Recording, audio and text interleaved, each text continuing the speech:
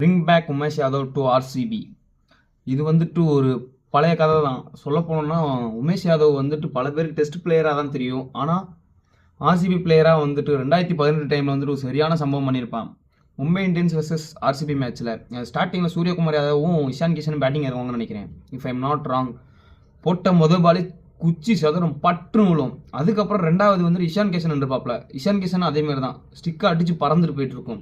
அதுக்கப்புறம் நடந்ததெல்லாம் வரலாறு, அது ஊர் உலகத்துக்கே தெரியும். ஸோ அதை பற்றி நம்ம பேச வேணாம்.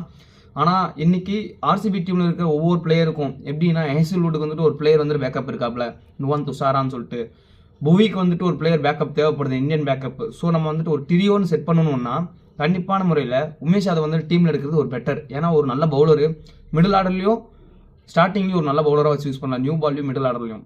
ஸோ மேக்ஸிமம் வந்துட்டு உமேஷ் யாதவை நம்ம இந்த வட்டம் எடுக்க பார்க்கலாம். அப்படி என்னமாச்சும் அவர் ஆடலைன்னா எல்லாம் மேலே பார்த்துக்குருவோம்.